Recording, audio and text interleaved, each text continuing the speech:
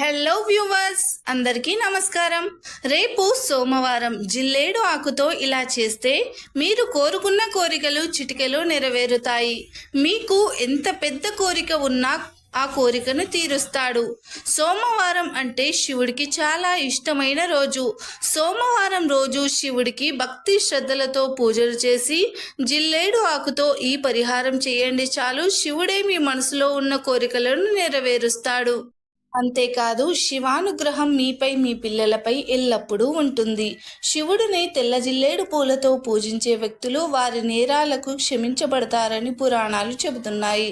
ఈ పువ్వుతో శివుడిని ఆరాధించేటప్పుడు శారీరకంగానే కాదు, మానసికంగా కూడా చేసిన పాపాలు క్షమించబడతాయి.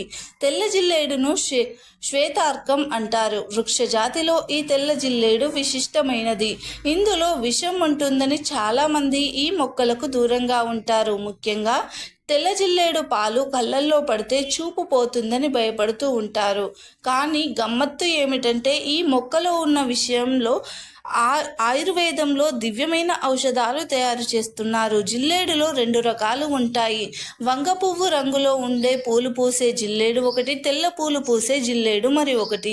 ఇది హేరాంప గణపతికి ప్రతీక.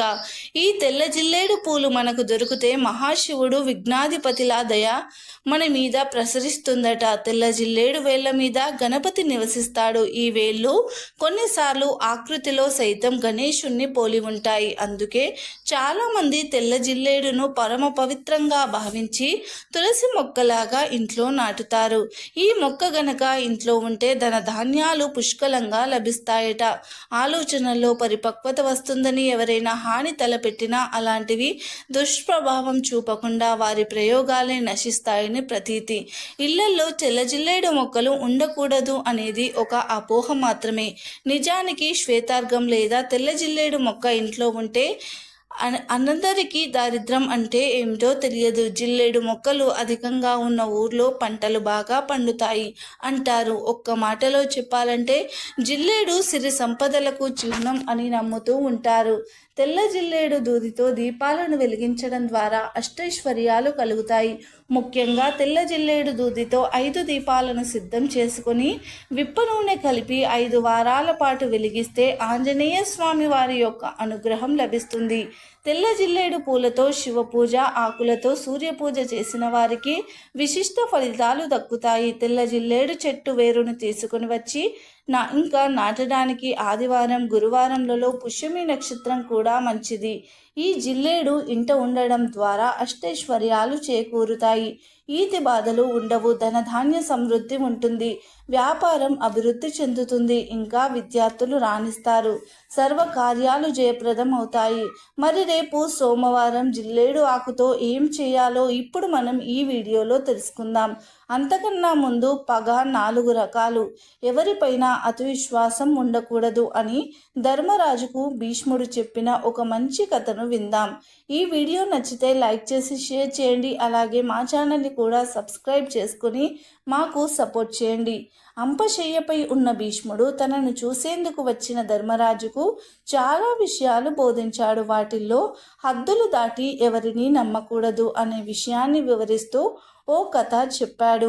లోకం రీతి ఎలా ఉంటుంది, మనిషి ఎలా ఉండాలో ఎలా ఉండకూడదో చెప్పే మహాభారతంలో అత్యంత శక్తివంతమైన ప్రధానమైన వ్యక్తి భీష్ముడు. మానవ జీవితంలో అవసరమైన ఎన్నో ధర్మాలను, నీతి సూత్రాలను కథల రూపంలో చెప్పాడు. లౌక్యం గురించి, రాజ్య పాలన గురించి చేసిన ఉపదేశాలు కాలం మారిన విలువను మాత్రం కోల్పోలేదు. రాజధర్మము, రాజనీతి, పాలన గురించి చేసిన హితబోధల్లో భాగంగా చెప్పిన చిలక కథ ఇప్పటి తరానికి కూడా ఎంతో ఉపయోగపడుతుంది. పగ 4 రకాలు అనే విషయం పైన భీష్ముడు ధర్మరాజుకు ఇలా చెప్పాడు. ఓ ధర్మరాజా, విను.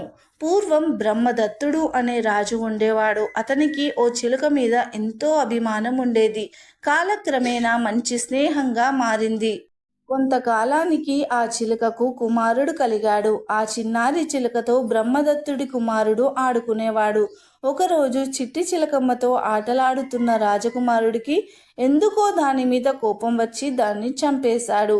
అది చూసిన తల్లి చిలుక కోపాన్ని అణుచుకోలేకపోయింది. వెంటనే తన గోళ్లతో రాజకుమారుడి కళ్ళను పొడిచింది. ఆ తరువాత నేరుగా రాజు దగ్గరకు వెళ్ళి, రాజా, నీ కుమారుడు నా కొడుకును చంపి తప్పు చేశాడు. అందుకు ప్రతిఫలంగా నేను అతన్ని గుడ్డివాడిని చేశాను. ఇందులో నా తప్పేమీ లేదు. అయినా ఇక మీదట నేను ఇక్కడ ఉండలేను, సెలవు అని చెప్పింది. అప్పుడు చిలుకతో రాజు, నువ్వు అన్నది నిజమే, జరిగిన దానిలో నీ తప్పేమీ లేదు. రాజకుమారుడు నీ కొడుకుకు హాని తలపెట్టాడు కనుక తగిన ఫలితాన్ని అనుభవించక తప్పలేదు. మరి అలాంటప్పుడు నువ్వు నన్ను వదిలి వెళ్ళాల్సిన అవసరం ఏముంది? జరిగిందేదో జరిగిపోయింది. దయచేసి ఇక మీదట కూడా నాతో స్నేహంగా ఉండు అంటూ అర్థించాడు. స్పందించిన చిలుక, రాజా, నేను నీ కుమారుడిని అంధుడిని చేశాను కనుక నీలో నా మీద పగ ఏర్పడి తీరుతుంది. పగ 4 రకాలుగా ఏర్పడే అవకాశం ఉంది. ఇతరుల భూమిని చేజిక్కించుకోవడం, అన్నదమ్ముల మధ్య ఆస్తి తగాదాలు, ఆడవారి మధ్య మాటామాటా పెరగడం, ఎదుటి వారి మనసును గాయపరచడం. ఇలాంటి ప్రతికూల భావాలు ఒక్కసారి మొదలైతే వాటికి అంతమంటూ ఉండదు. అలాంటి విద్వేషకరమైన వాతావరణంలో ఎవరినీ నమ్మడానికి వీలు లేదు. నేను నీ కొడుకుకి హాని తలపెట్టాను కనుక నీలో నా మీద నిర్దేశం మొదలయ్యి ఉంటుంది. అందుకే నీ తీయని మాటలను విని నేను ఇక్కడ ఉండలేనని చెప్పి చిలుక ఎగిరిపోతుంది. ఓ ధర్మరాజా, రాజనేవాడు ఆ చిలుకలాగా తన జాగ్రత్తలు తాను ఉండాలి. ఎవరినీ కూడా గుడ్డిగా నమ్మకూడదు. శుతిమెత్తగా మాట్లాడుతున్నట్లుగా కనిపించాలి, కానీ మనసు మాత్రం దృఢంగా ఉండాలి. అందరినీ నమ్మినట్లు ఉండాలి, కానీ తన జాగ్రత్తలో తాను ఉండాలి. ఎవరితోనూ హద్దులు దాటి చనువుగా మెలగకూడదు. వ్యసనాలలో పడి విచక్షణను మర్చిపోకూడదు. అనుకున్న పని పూర్తయ్యే వరకు రహస్యాన్ని బయట పెట్టకూడదు. చాలా జాగ్రత్తగా ఉండాలి. పూర్తిగా తీరని రుణం, పూర్తిగా ఆరని మంట, పూర్తిగా చల్లారని పగ, ఈ మూడింటి విషయంలో చాలా జాగ్రత్తగా ఉండాలి. ఎందుకంటే అవి ఎప్పుడైనా సరే ప్రాణాంతకమే అని ముగించాడు భీష్ముడు. ఇక వీడియోలోకి వెళ్లే ముందు మీకు మహాభారతంలో ఇష్టమైన పాత్ర పేరు కామెంట్ చేయండి. ఇంకా ఇలాంటి కథలు కావాలంటే మా ఛానల్ని సబ్స్క్రైబ్ చేసుకోండి. అలాగే వీడియోకి ఒక లైక్ చేయడం మర్చిపోవద్దు. ఇక వీడియోలోకి వస్తే, ఎవరైతే సొంతంగా ఇల్లు, కారు, బండి కొనాలని అనుకుంటూ ఉంటారో, కొత్త వ్యాపారం ప్రారంభించాలని అనుకుంటారో, నచ్చిన కాలేజీలో సీట్ కావాలని ఆశపడుతూ ఉంటారో, మంచి ఉద్యోగం లభించాలని కోరుకుంటూ ఉంటారో, వారు రేపు సోమవారం ఉదయం ఒక జిల్లేడు ఆకును తెచ్చి మనం చెప్పుకునే విధంగా చేయండి. రేపు సోమవారం చక్కగా స్నానం చేసి మీకు దగ్గరగా ఉండే ఒక తెల్ల జిల్లేడు చెట్టు దగ్గరకు వెళ్ళండి. ఆ చెట్టుకు నమస్కరించుకొని కొన్ని నీళ్లను ఆ చెట్టుకు పోయండి. చెట్టు మొదట్లో గంధము, కుంకుమ, అక్షింతలు వేసి నమస్కారం చేయండి. ఆ చెట్టుకు మీ మనసులో ఉండే కోరికను చెప్పుకోండి. ఆ తర్వాత ఆ చెట్టు నుండి 5 పువ్వులు, ఒక జిల్లేడు ఆకును కొయ్యండి. పువ్వులు, ఆకులు తెంపినప్పుడు జాగ్రత్తగా తెంపండి. వాటిల్లో ఉండే పాలు మీపై పడకుండా తెంపండి. ఇక ఆకులను, పువ్వులను ఇంటికి తీసుకొచ్చుకోండి. శుభ్రం చేయండి.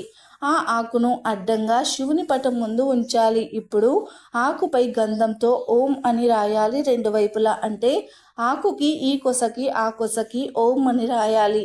ఇప్పుడు ఆ 2 ఓంకారాల మధ్యలో ఒక ప్రమిదను పెట్టండి. మట్టి ప్రమిద అయినా పర్వాలేదు, మామూలు ప్రమిద అయినా పర్వాలేదు. ఆ ప్రమిదలో ఆవు నెయ్యి పోసి 2 వత్తులను వేయండి. 2 వత్తులు విడివిడిగా వేయాలి. ఒక దీపం వెలిగించుకోవాలి. డైరెక్టుగా అగ్గి పుల్లతో కాకుండా ఏకహారతితో దీపాన్ని వెలిగించండి. దీపం వెలిగించాక ఆ ప్రమిదకు 3 చోట్ల పసుపు రాసి బొట్టు పెట్టండి.